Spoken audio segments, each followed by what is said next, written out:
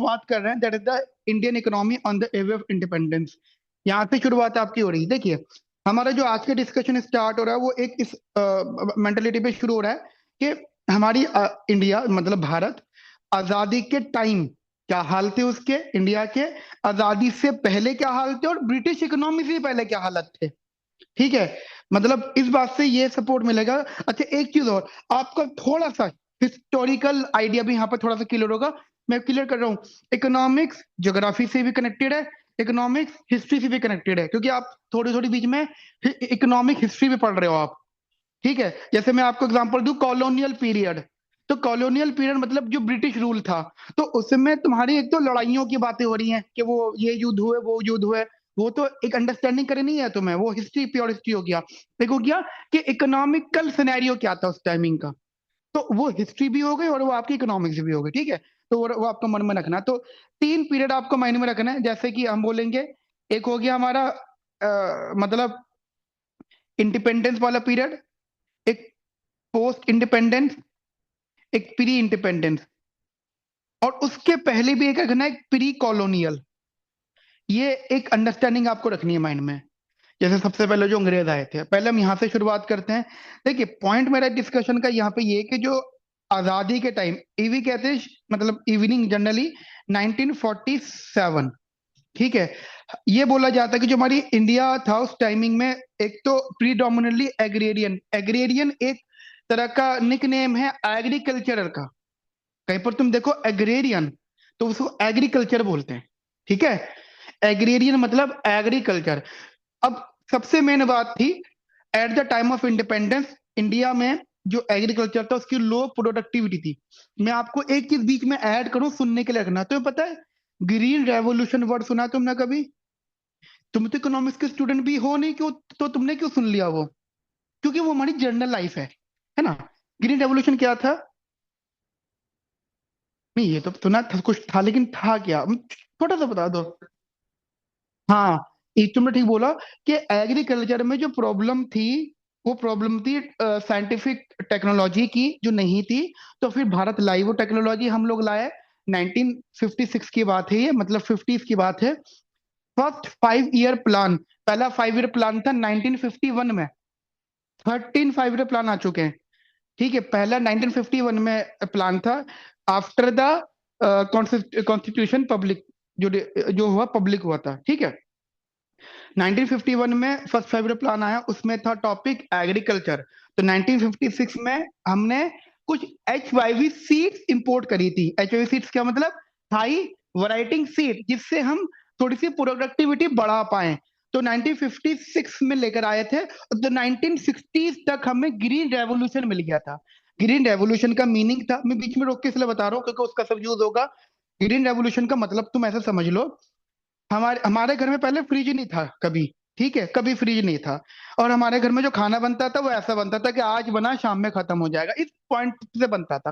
ठीक है, एक दिन क्या हुआ, गलती से मम्मी ने ज्यादा खाना बना दिया, या फिर मेहमान आने थे वो आए नहीं और खाना बन गया। एक ऑप्शन ये हो सकता था कि खाना फेंकना पड़े। अब हमारे पापा ने क्या करा, अचानक से उस खाने को, या तो अचानक से फ्रीज आ गया हमारे घर में उसी दिन, या कोई पड़ोस का फ्रीज में हमने खाना रख दिया और हमें उस दिन ही पता लग गया कि हम आज के बने खाने को 2 दिन तक इस्तेमाल कर सकते हैं।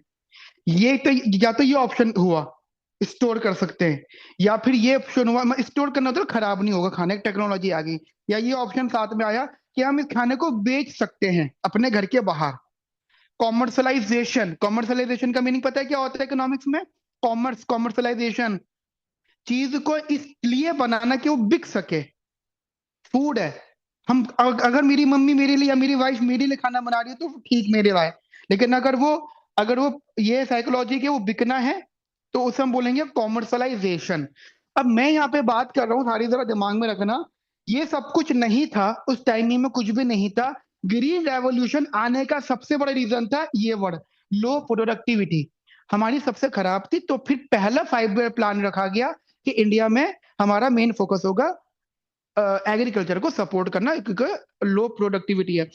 फ्रीक्वेंट फेमाइन्स, ठीक है, फेमाइन्स, हेल्थ केयर को सपोर्ट करना। ठीक है, बंगाल फेमाइन तो शायद तुमने सुना होगा। ये कुछ जगहें हैं जो प्रॉब्लमेटिक हमेशा से रही हैं, बंगाल, बिहार, इनमें इन प्रॉब्लम बहुत ज्यादा रही है। ठीक है, सूखा है ना, सूखा पड़ता था, ये सारी चीजें। इंडस्ट्रियलाइजेशन मतलब यहाँ पूरा वर्ल्ड 20th सेंचुरी में इंडस्ट्रियलाइज्ड हो चुका था। इंडस्ट्रियलाइजेशन का मीनिंग जानते हो क्या होता है? मतलब हम लोग एग्रीकल्चर से उठकर उस प्रोसेस में आ गए जहां पे हमारे रॉ मटेरियल मैन्युफैक्चर गुड में कन्वर्ट हो रहे हैं। वो प्रोसेस पूरे वर्ल्ड में चल रहा था। तुमने कोई हिस्टोरिकल मूवीज भी अगर तुम देखते हो तो वो मतलब होती वो कम से कम 50 साल पुरानी है, लेकिन वो 100 साल पुरानी बात बता रही है, जैसे हिटलर का दौर और उससे पुराना। तो तुम्हें दिखेगा कि इंडस्ट्रियलाइजेशन है वहां पर।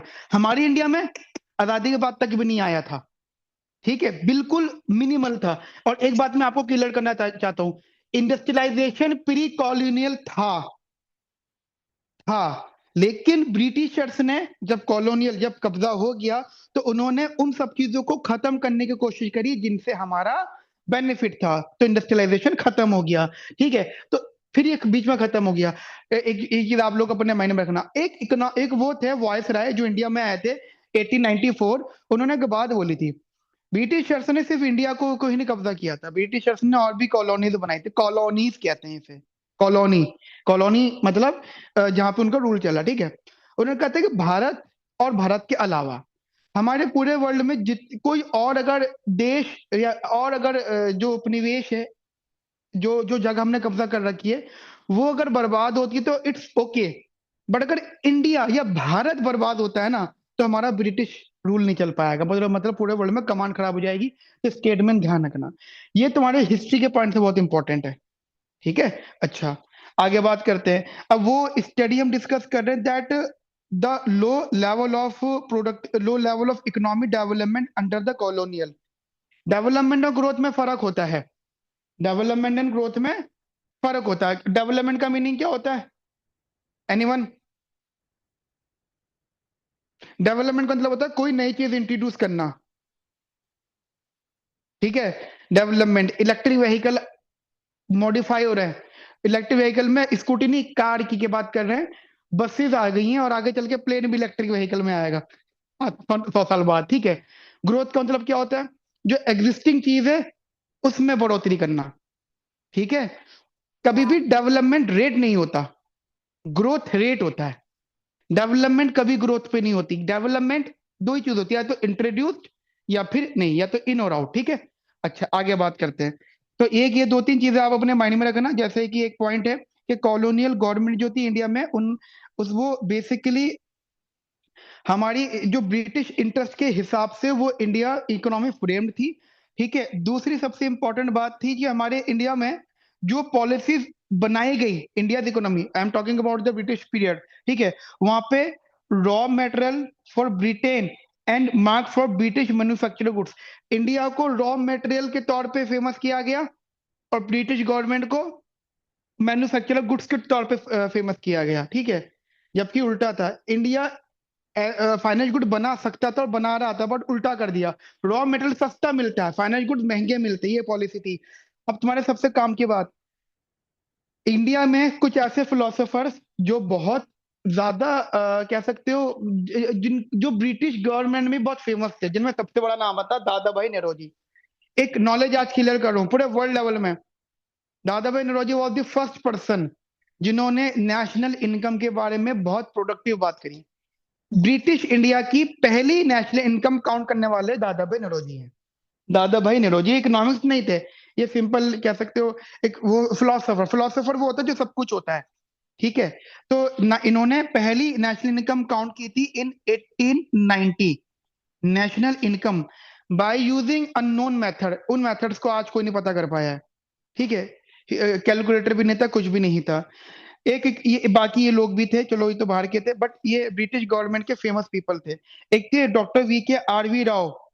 Doctor V K R V Rao एक ऐसे पर्सन है जिन्होंने पूरे वर्ल्ड में इनकम मेथड इंट्रोड्यूस करा। आपको पता है नेशनल इनकम कैलकुलेट करने का मेथड होता है इनकम मेथड, उसे इंट्रोड्यूस करने वाले जो पर्सन थे वो we K R V Rao हैं। दिल्ली यूनिवर्सिटी के संस्थापक है V K R V Rao. Delhi university को उन्होंने बनाया है। ठीक है, तो ये इकोनॉमिकल नॉलेज है आपकी। ठीक है, यहां तक मेरी बात समझ में आ गई? अब यहाँ के बाद में हमें अपने कुछ सेक्टर्स के बारे में डिस्कस करना है at the time of independence. एक आता है एग्रीकल्चर। देखिए एग्रीकल हम बात करें at the time of independence, आजादी से पहले नहीं, आजादी के बाद नहीं, आजादी के टाइम। हम जब आजाद हो गए तो हमारी कंट्री का जनरली 85% का जो पॉपुलेशन था वो जनरली एग्रीकल्चर से कनेक्टेड था। मैं ये नहीं कहता हूँ वर्क फोर्स अलग है, इन्वॉल्वमेंट अलग है। वर्क फोर्स अराउंड 70-75% थी at the time of independence, but जो कनेक्टिविटी थी वो 85% के आसपास थी। और ऐसा माना जाता था कि अराउंड 50% जो इंडिया का नेशनल इनकम है वो एग्रीकल्चर से कनेक्ट हो रहा था। ठीक है, कौन कौन सी क्रॉप्स की बात हो रही है, हम लोग यहाँ पे wheat rice productivity per hectare वो बहुत कम था at the time of independence, दो तीन चीजों के लिए। ठीक है। अच्छा, अब एक चीज समझनी है कि इसके मल्टीपल रीजंस थे। जैसे हमारी कंट्री में जो कह सकते हैं लैंड सिस्टम था वो बड़ा इंटरेस्टिंग था। तीन प्रकार के लैंड सिस्टम थे। It is important for your historical part and economical part. तीन प्रकार के लैंड सिस्टम थे।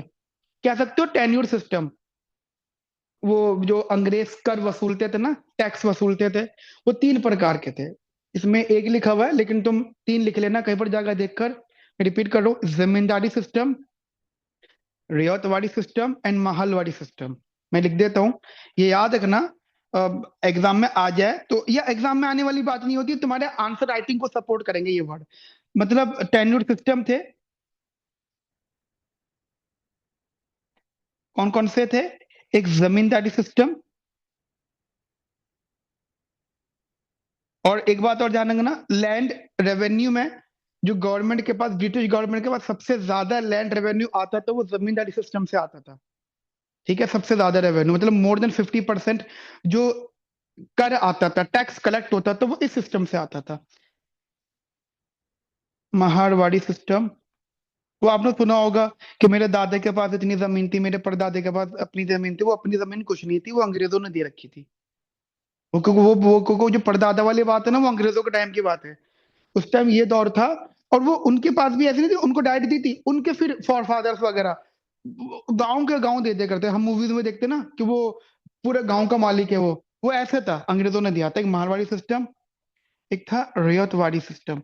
डिटेल जाने की जरूरत नहीं है, बस ये समझना कि ये टेन्यूर सिस्टम या लैंड रेवेन्यू कलेक्ट सिस्टम हुआ करते थे, जिसमें से ये वाला वो था जो हाईएस्ट जो है टैक्स कलेक्ट करवाता था, हाईएस्ट। ठीक है, एक बेसिक अंडरस्टैंडिंग दे रहा हूं बस मैं। ठीक है, तो एक आप अपने माइंड में रखना, इसलिए यहाँ पे सिर्फ हमने एक ही मेंशन करा है, जमींदारी सिस्टम। ठीक है, बट और भी थे, वो हमने डिस्कस बेसिकली कर लिए। बेसिक जो उस टाइमिंग में एग्रीकल्चर के लिए सबसे ज्यादा इंपॉर्टेंट या इंपॉर्टेंट फैक्टर हुआ करता था, पानी। और पानी का एकमात्र सोर्स था मॉनसून। तभी इंडिया की, और मैं आपको चीजें क्लियर कर रहा हूं, before British colonial period India का इरिगेशन फैसिलिटी बहुत स्ट्रांग था। ठीक है, अगर आप ब्रिटिश गवर्नमेंट की या 12वीं सदी 13वीं सदी की बात करो तो बहुत टॉप क्लास सिस्टम बने हुए हैं हमारे इंडिया में। फिर मुगल पीरियड है, फिर वो अलग ही बात है। आजकल तो मुगल वाली बात हम बहुत अच्छे से पढ़ते हैं, ठीक है, न्यूज वगैरह में। फिर ब्रिटिश गवर्नमेंट, इन्होंने और बर्बाद किया, फिर हम लोग बिल्कुल खत्म से हो गए। यानी इसका मतलब ये है कि हमारा इरिगेशन फैसिलिटी बहुत स्ट्रांग था, बहुत ज्यादा स्ट्रांग था। But at the time of independence हमारा जो प्रॉब्लम था, हमारा डिपेंडेंसी मॉनसून पे थी, जो बहुत खराब थी कंट्री में। ठीक है। अच्छा, एक कुछ इकोनॉम वो थे ब्रिटिश गवर्नमेंट में, British during British India period. ठीक है, उन्होंने दो तीन बातें बोली थी। एक तो उन्होंने बोला था कि इंडिया को जो बंगाल है ना, as compare the knowledge I have acquired of Bengal in two visits inclines me to believe that it is richer than Egypt. Egypt technically आज लोग घूमने जाते हैं, टूरिस्ट प्लेस है बहुत तगड़ा, लेकिन इंडिया का जो बंगाल है वो इजिप्ट से बेटर था। उनका बंगाल में कॉटन और skill, rice, sugar and butter, abundance का मतलब, इंग्लिश मतलब जो तो तुम्हें बहुत बेहतर पता होगा, ज्यादा। ठीक है, ज्यादा, जैसे मेरे पास इकोनॉमिक्स अबंडेंट हूं मैं, मुझे पास इकोनॉमिक्स ज्यादा है, तो ये सर स्टैटिस्टिक्स अबंडेंट है। ठीक है, तुम पत्रिका अबंडेंट हो। मैं अपनी बात- ठीक है, बाकी ये सब चीजें थी, मतलब बंगाल बहुत स्ट्रांग था। ठीक, बहरहाल ये बेसिक चीजें हो गई। आगे बात करते हैं इंडस्ट्री की। एक एक अंडरस्टैंडिंग, इंडस्ट्री का मतलब मैंने बताया, इंडस्ट्री का मतलब एक ऐसा वर्क होना जो एग्रेरियन नहीं था। एग्रीकल्चर नहीं था। एग्रीकल्चर में कोई चीज बनी तो उसको मैन्युफैक्चर गुड में कन्वर्ट करना। देखो, ब्रिटिश, ये हैंडीक्राफ्ट वाला भी इंडस्ट्री का ही पार्ट था। बस ये कि टेक्नोलॉजिकल चीजें नहीं थी। इंडस्ट्रियल इंडस्ट्रियलाइजेशन में फर्क होता है। Rich handicraft tradition producing textiles, metal work and stone work. British policy D industrialised India, ये बड़ा वर्ड बहुत इंपॉर्टेंट है। हम लोग जो पढ़ाते हैं अपने यूपीएससी में, जीएस इकोनॉमी, जो वहां पे बहुत डिटेल है। एक होता है इंडस्ट्रियलाइज, एक होता है डी इंडस्ट्रियलाइज। डी इंडस्ट्रियलाइज मतलब ब्रिटिश ने क्या किया, इंडिया के जितने भी कह सकते हो ये सेकेंडरी सेक्टर वाले वर्क थे ना, जिसमें कंट्री ग्रो कर सकती थी। देखो, टेरिटरी सेक्टर में तो इंडिया नहीं था। सर्विस सेक्टर तो नहीं था यार। सर्विस सेक्टर मतलब पुलिस फोर्स हो गई, डॉक्टर इंजीनियर्स हो गए, एजुकेशन वाले पार्ट हो गए, वहां पे तो इंडिया को थोड़ा सा लोअर रखा इंडिया का। लेकिन फिजिकल वर्क बहुत स्ट्रांग था, तो वहां तक तो नहीं पहुंचे इन्होंने। लेकिन सेकेंडरी सेक्टर को भी खराब किया, डी इंडस्ट्रियल मतलब उल्टा करा। ठीक है, turning it into a raw material supplier and market for British goods. उल्टा कर दिया। तो इसका मतलब इस बात से तुम्हें क्या पता लग रहा है कि इंडिया पहले इंडस्ट्रियलाइज था, ब्रिटिश गवर्नमेंट ने उल्टा करा, रॉ मटेरियल पे ऊपर कर दिया उसने। ठीक है, और अपनी जो है गुड्स की मार्केट बना दी। आफ्टर दैट ब्रिटिश गवर्नमेंट ने इंडस्ट्री को ऐसे खत्म किया कि जो इंडिया के प्रोडक्ट थे, एक बार बताओ, इंडिया में कोई भी प्रोडक्ट अगर बाहर से आता है वो टेक्निकली महंगा है, तो उसके महंगे होने का रीजन उस कंट्री की वजह या हमारी कंट्री की वजह है? हमारी कंट्री की वजह है। मतलब हमारी गवर्नमेंट अमेरिका को, आपको लगता है हमारी गवर्नमेंट में इतना इतना दम है कि अमेरिका बोला कि तू यहाँ पे नहीं बेचेगा आके? लेकिन फिर भी रोकना है, प्रोटेक्शनिज्म रखना है, तो कैसे रखेंगी? टैरिफ पॉलिसी रख देंगी। अभी यूएस के डोनाल्ड ट्रम्प बड़े फेमस चल रहे हैं। एपिस्टन फाइल की बात नहीं कर रहा मैं बात कर रहा हूँ टैरिफ पॉलिसीज की। तुम लोग एपिस्टन फाइल की तरफ जा रहे होंगे, ये बात मैं नहीं कर रहा हूँ, वो एक अलग बात है। मैं बात कर रहा हूँ टैरिफ पॉलिसीज की। काफी लंबे समय से, शायद अब 1 साल होने को आएगा, टैरिफ पॉलिसी पे वो रखे रखे वो, शायद अब हो गया है वो। मैंने न्यूज सही से पढ़ी नहीं उसकी। अभी भी उन पे विचार विमर्श चल रहा है। यूएस अपनी टैरिफ पॉलिसी बदल रहा है, उससे इंडिया को क्या दिक्कत हो रही है?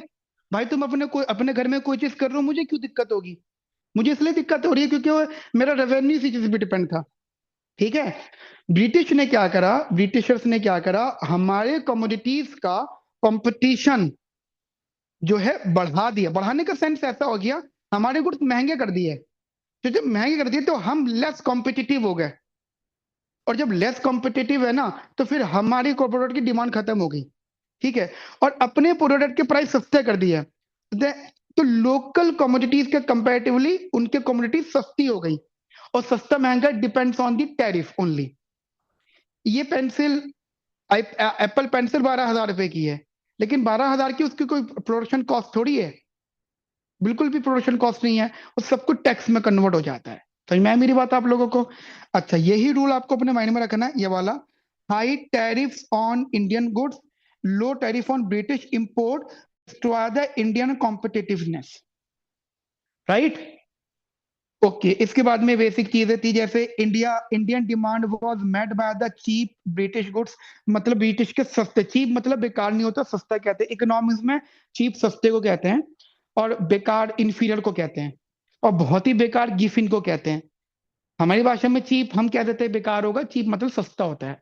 ठीक है, reducing market for the local product, जिससे कि हमारा क्या हुआ कि 19th सेंचुरी में हमारा कॉटन और जूट मिल्स का स्टार्ट हुआ हमारी कंट्री में। ठीक है, मतलब दोबारा से शुरुआत ये पीरियड हुई। अच्छा, टिस्को, क्या है टिस्को? इंडिया का सबसे बड़ा ब्रांड जो स्टील ब्रांड है।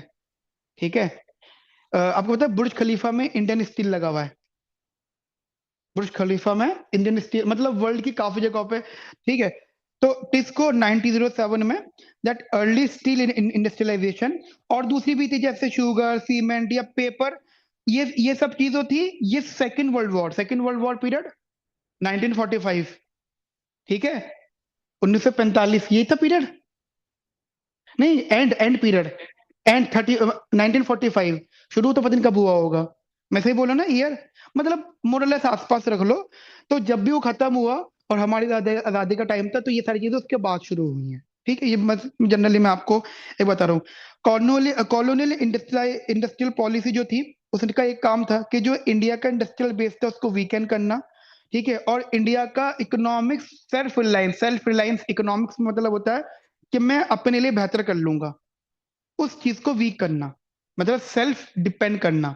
ठीक है, उसको थोड़ा सा इन्होंने वीक करा। ठीक है, यहाँ तक मेरी बात क्लियर हो गई आपको, अंडरस्टैंडिंग। बाकी टेक्सटाइल इन बंगाल, या आप इजीली स्टडी जो है रीड कर सकते हैं। ऑक्यूपेशनल स्ट्रक्चर बस तुम ये दिमाग में रखना, अगर तुम एग्रीकल्चर सेक्टर की बात करो तो ये हाईएस्ट वर्क फोर्स वाला पार्ट था यहाँ पे, 70 to 75%। कुछ 35 करोड़ के आसपास की हमारी पॉपुलेशन थी इंडिया की at the time of independence. उसमें से 70 से 75%, मतलब ये अराउंड हो जाता है कुछ 25 करोड़ से प्लस समथिंग। ठीक है, वो पॉपुलेशन उस पे डिपेंड थी। इसका मतलब अगर कंट्री को ग्रोथ करना है तो एग्रीकल्चर को ग्रोथ करो, यही एक रीजन था। First 5 year plan completely focus था उनका एग्रीकल्चर। दिमाग में रखना, मैं आपको थोड़ा सा याद रिवाइज करवा देता हूँ। पहला 5 ईयर प्लान 1951 में था, उनका मेन फोकस था एग्रीकल्चर, एक बात हो गई। दूसरा 5 ईयर प्लान इंडस्ट्रियलाइजेशन पर बेस्ड था, वो था 1956 में।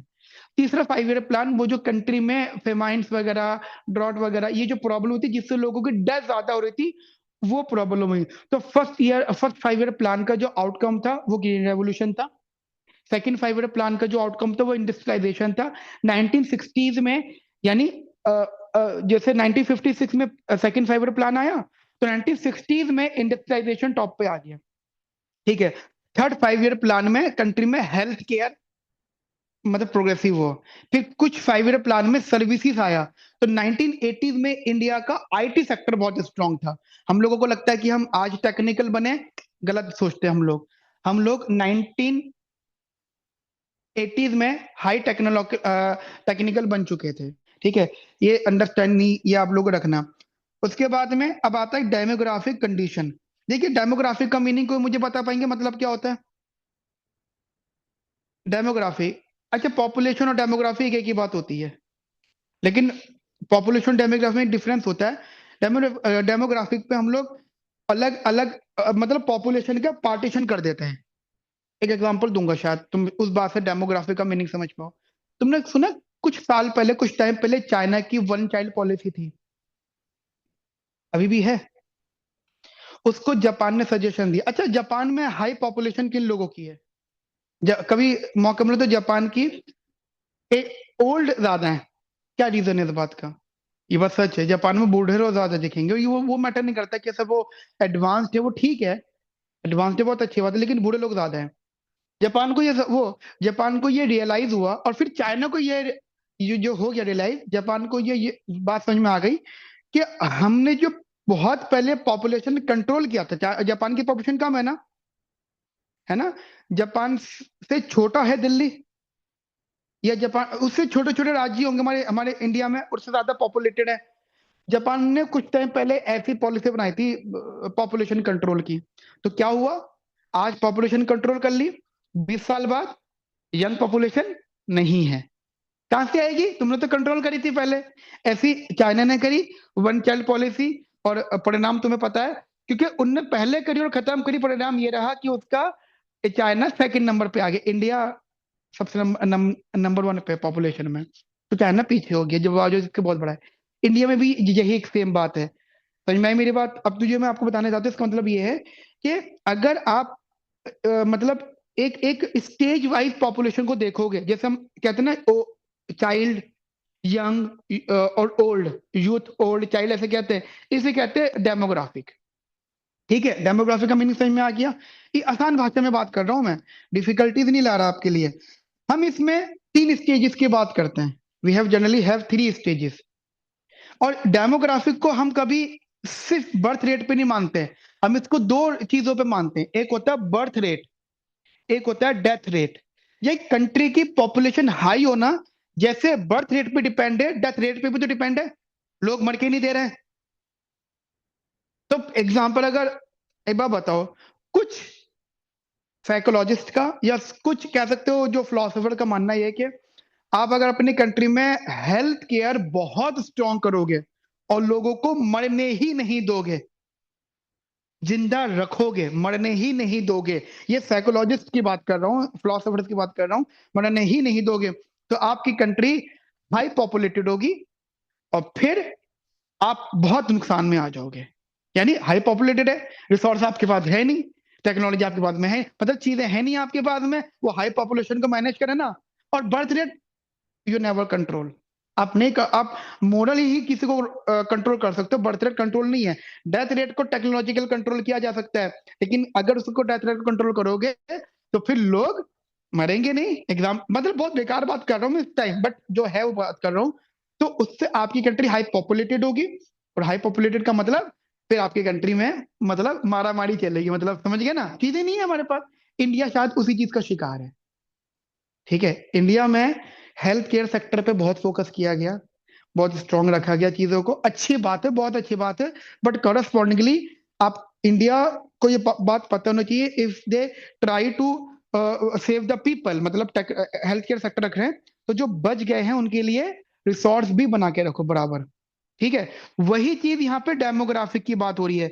If the country make the policies to control both, तो तीन सिचुएशंस हो सकती हैं। क्या क्या सिचुएशंस हो सकती हैं तीन? मतलब मान लो बर्थ रेट हाई है एंड डेथ रेट हाई है, पहली सिचुएशन। बर्थ रेट कम है एंड डेथ रेट कम है, दूसरी सिचुएशन। फिर बर्थ रेट हाई है एंड डेथ रेट हाई है, लेकिन इसमें और इसमें दिख रहा है पॉपुलेशन बढ़ रही है। एन को मैं पॉपुलेशन से डिनोट कर रहा हूं, बट ये जो बीच वाला केस है ना, ये बड़ा इंटरेस्टिंग है। इसमें यू नेवर, आप कभी भी नहीं कह सकते इसमें क्या इंपैक्ट पड़ रहा है, मतलब किसका रेट ज्यादा है, क्योंकि हम लोग नेट आउटकम की बात कर रहे हैं। मान लो बर्थ रेट कम हो रहा है, डेथ रेट कम हो रहा है, लेकिन चेंज किसका ज्यादा है? समझ में आई मेरी बात आपको? चेंज किसका ज्यादा है? तो यहाँ पे पॉपुलेशन बढ़ भी सकती है, यहाँ पे पॉपुलेशन कम भी हो सकती है, तो इसी को हम कहते हैं डेमोग्राफिक डिविडेंड। ठीक है, बस देखो, मेरा कंसर्न यहाँ पे आपको प्योरली इकोनॉमिक्स नहीं सिखाना है, ऊपर ऊपर से इकोनॉमिक्स सिखाने की कोशिश कर रहा हूँ, नामकरण कर रहा हूँ चीजों का। ठीक है, तो अगर कहीं पर लगे ना कि सर ये पूरी बात क्या थी, तो टाइम आपका ज्यादा लग जाएगा पूरी बात के लिए।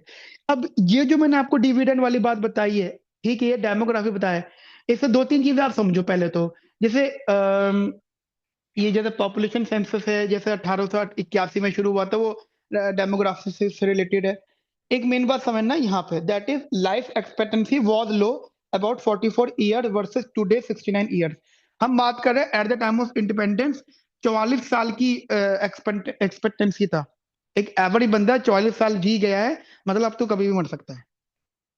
ठीक है, और इंडिया में 69, वो अभी जो है 69 है वो, and it is completely depends on the demo, ये जो डेमोग्राफिक डिविडेंड होता है।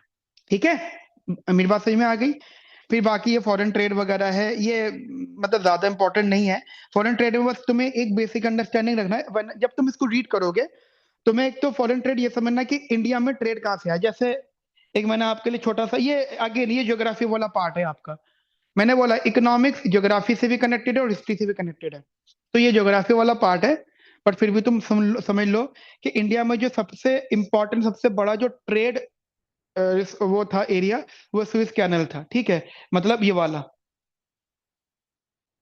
ये लंदन से इंडिया आने का जो रास्ता था वो ये वाला था, और एक ये वाला रास्ता था। मतलब ये थोड़ा आप ज्योग्राफी में ज्यादा ठीक से पढ़ोगे, this is the Swiss canal, ये वाला एरिया। तो इसकी ये अराउंड 11,600 किलोमीटर था, और एक था 19,800 किलोमीटर।